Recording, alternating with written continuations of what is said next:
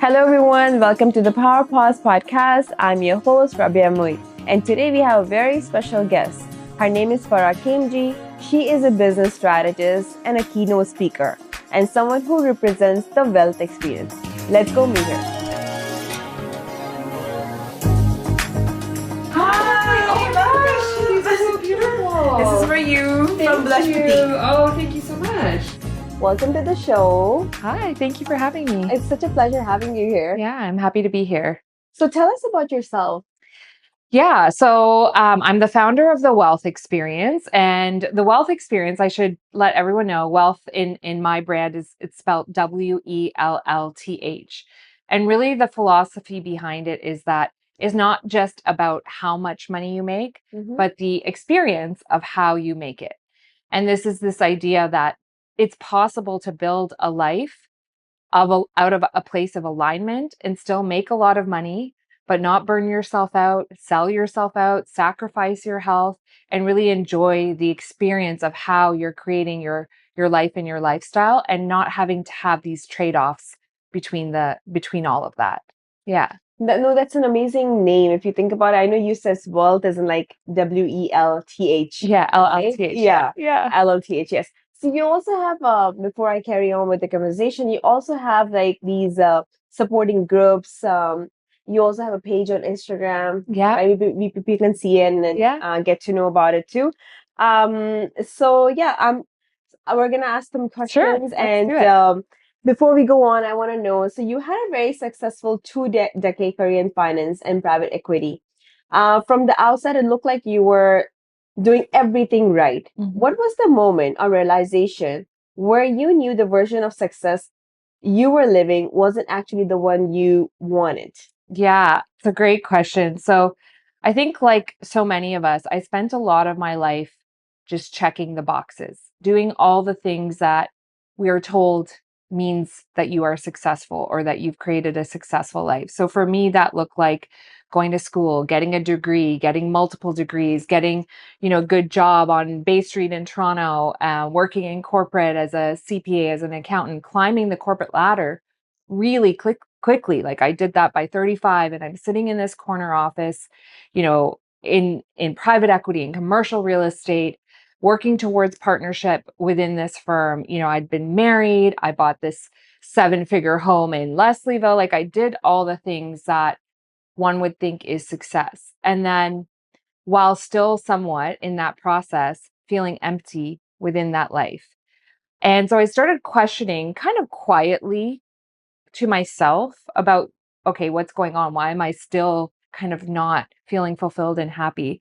But before I was able to kind of think through all of that, I actually had a year where I got divorced, sold my home, and then a year later got fired.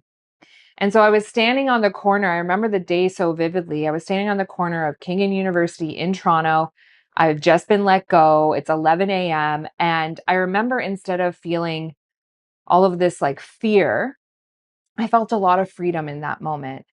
And it was this idea that I now have this blank canvas of possibility to recreate my life on my own terms, not just by what I thought would be successful based on what my parents would want or what society wants or what we think we should be doing by a certain age. And that's really the moment when I realized, like, okay, you can get all the things that you think that will make you happy and then still not be happy. There's got to be more to it. And that was really the kind of fork in the road that had me, start the journey that I've now been on for the last 7 years of building my business, but more importantly, building my life from a place of alignment and trying to really build to know that I'm here to do so much more than just make money. I'm here to create an impact and to help people in the world, specifically people who I feel called to help based on my own life experience as well. And so, yeah, that's really the moment where things kind of changed for me. Yeah. Wow, this is so inspiring, honestly speaking.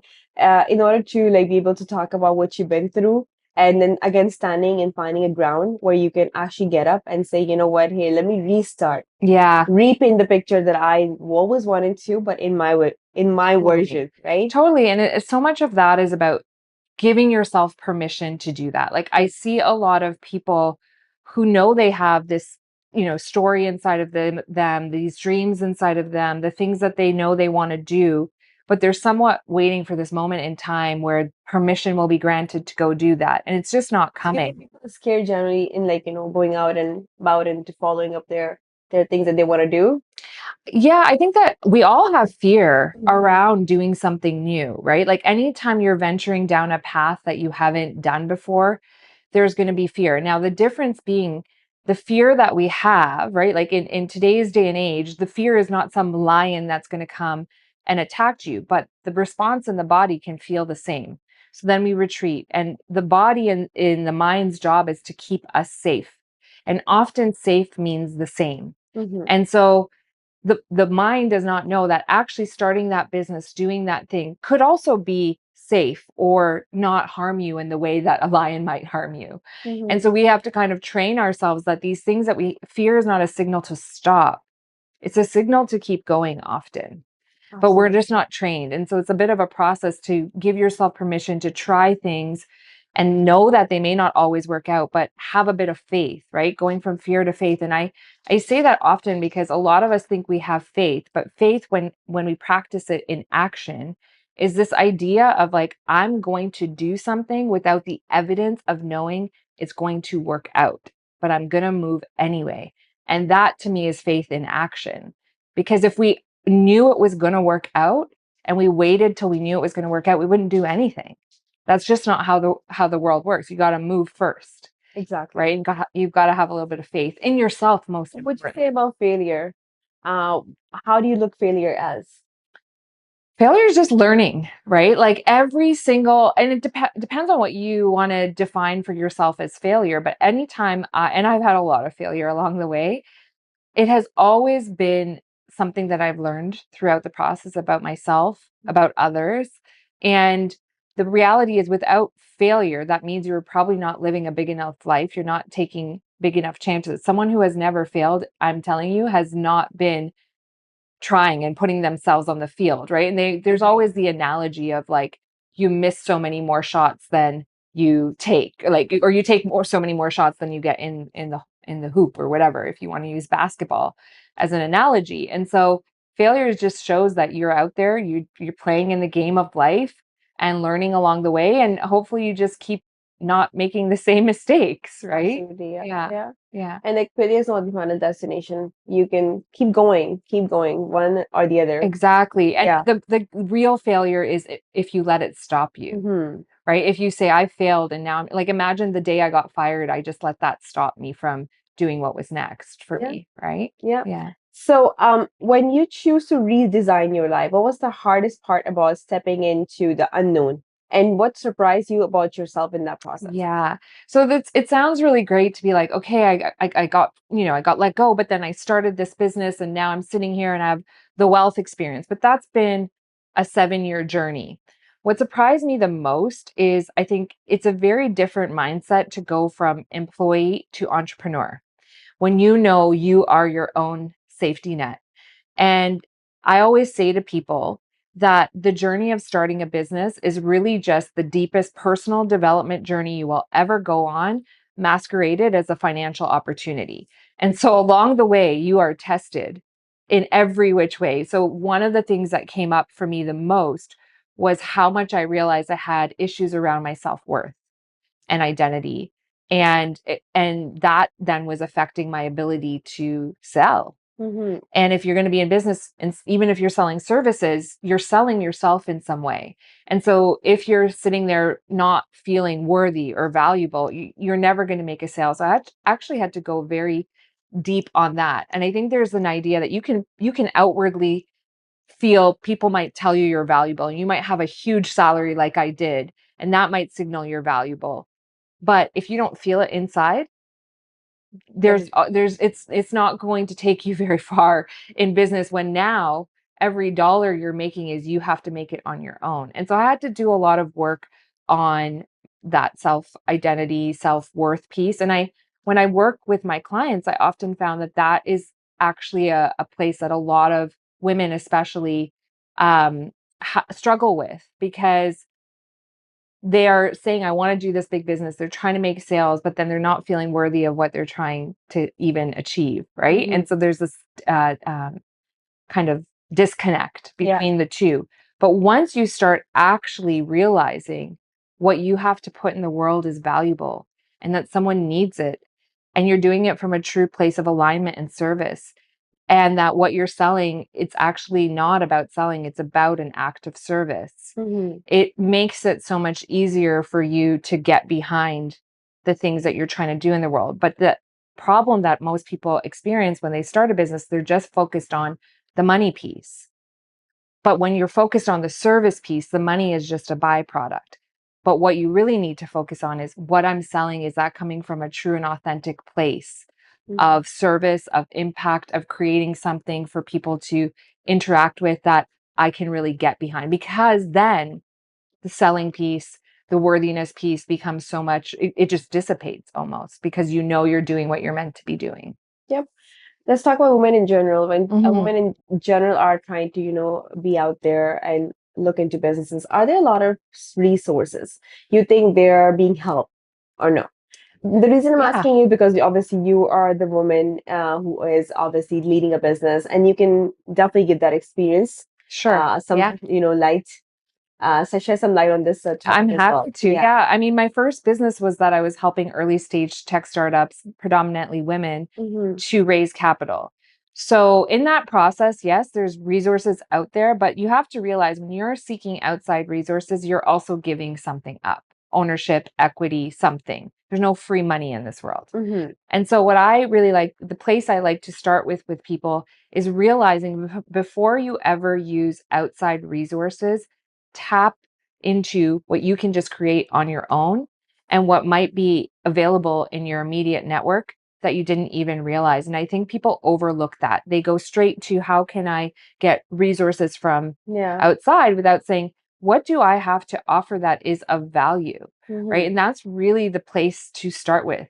People will pay for something if you are really solving a problem in their life that they need solving, or meeting a desire that they need met. And if you are able to package that into a transformational offer rather than a transactional based offer, then what you can charge can increase. So when you talk about resources, it's like, first, make sure you are maxing out the resources that you can create from just within you. Because guess what? When you create it that way, again, you get to control it. You get to own it. If resources one day are gone, you know that you have the ability to create income abundance from just you.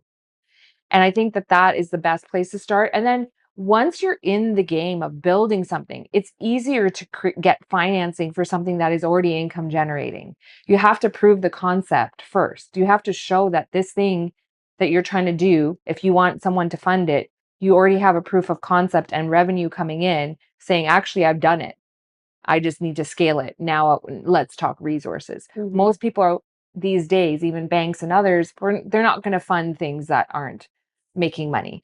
But there's a lot more, that's financial resources, but there's so many other resources people can think about. And again, that goes back to who's in my network that I can ask for help, I can learn from, I can also support them. And all of those things are not always financial. Like, my business has grown predominantly through word of mouth and referral for many of the years. Wow. Okay. Yeah, no outside marketing, none of that. And I've been able to build a big business just from my network. And people sometimes often overlook that. You're very intentional about supporting women of color. Can you share where that commitment comes from and how your own experience shaped the work you do? So I grew up in London, Ontario, and I, for most of elementary school, was the only ethnic person in my class, like the only brown girl and only ethnic person. And so I spent so much of my younger formative years trying to fit in, trying to belong, trying to be accepted, not wanting to stand out. And then that carried with me, right? Those experiences carry with you. They carried with me a little bit through high school. And then I went to McMaster, and it was so much more diverse. And I was like, oh, this is great. And I started my career at PwC, and it was also a pretty diverse place. But then I started working in commercial real estate.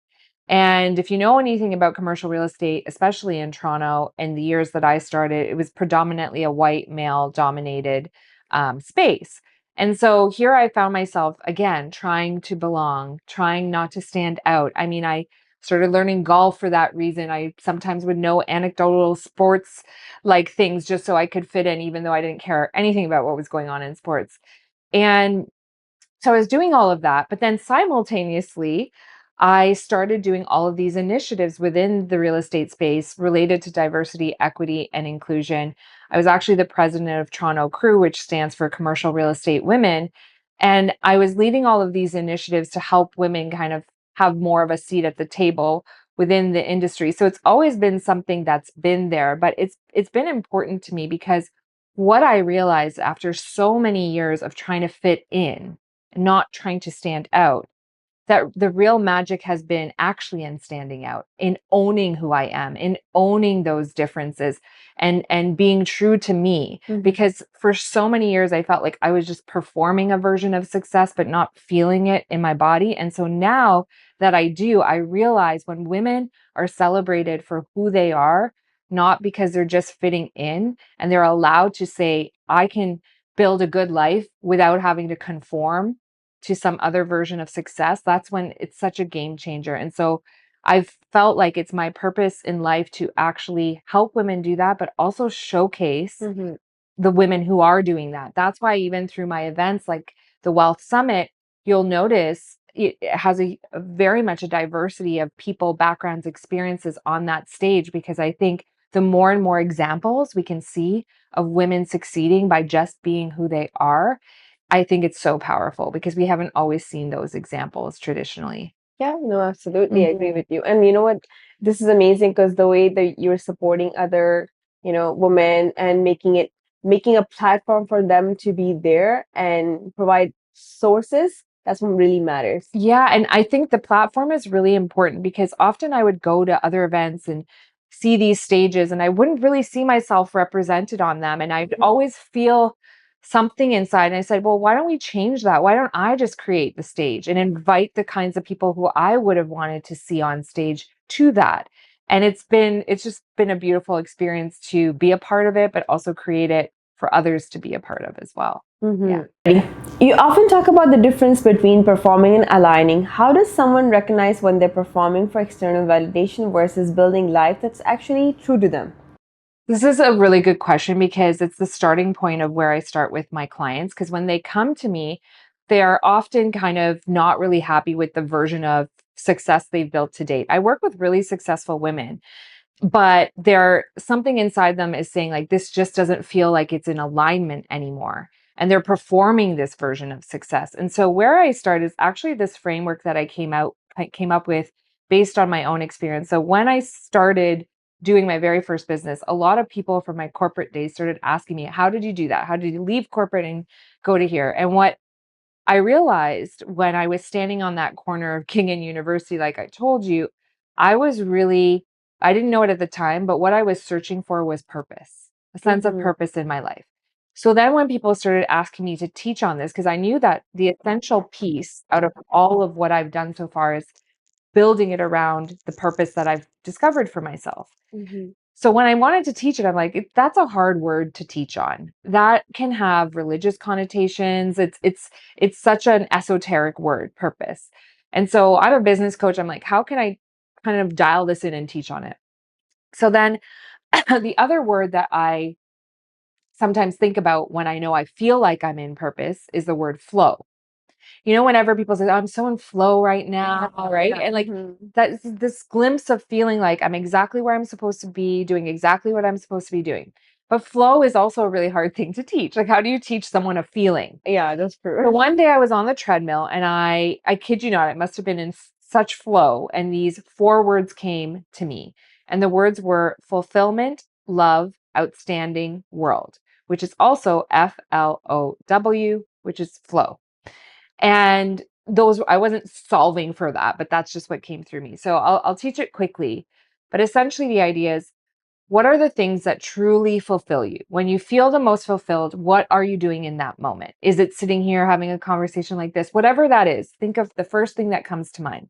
Love, and this is less of the romantic love, but more of like, what are the topics that I love, that I'm obsessed with, that I'm always thinking about? I'm listening to podcasts on it. I'm mildly obsessed with this topic, love. Outstanding is, what am I outstanding at? What is the thing that people come to me for? I'm known for it. I want to be known for it. I want to be even more outstanding at that. For me, sometimes that's been speaking. Like I've always said, I want to be a great speaker. And I already know that I'm a decent speaker, right? And then last one is world. This is where you ask yourself, what does the world really need? And I'm not talking about like world peace. I'm talking about what's a problem. We all know that the world needs a bit more peace right now. Definitely is. But more so, what is a problem in the world that I feel called to solve? And when you can take the intersection of all of that, fulfillment, love, outstanding, world, somewhere in there is where that sense of purpose is sitting. And then what I tell people to do is like, I guide them through that process of figuring out what that is for them. And then coming to me to say, like, how can I now put a business model behind that so I can do more of that? I can live a purposeful life, make money while doing it so I can just do more of it. Because realistically, we have to make money somehow. So might as well make money from a place of purpose and fulfillment in an area around a problem in this world that you actually feel like you want to solve. When you're doing that, you're no longer just performing a version of success. You're actually aligning with who you truly are and how you're meant to show up in the world. And that changes everything. For the listeners who feels the quiet pull, the sense they're meant for more, what's the first inner question you'd want them to ask themselves? Okay.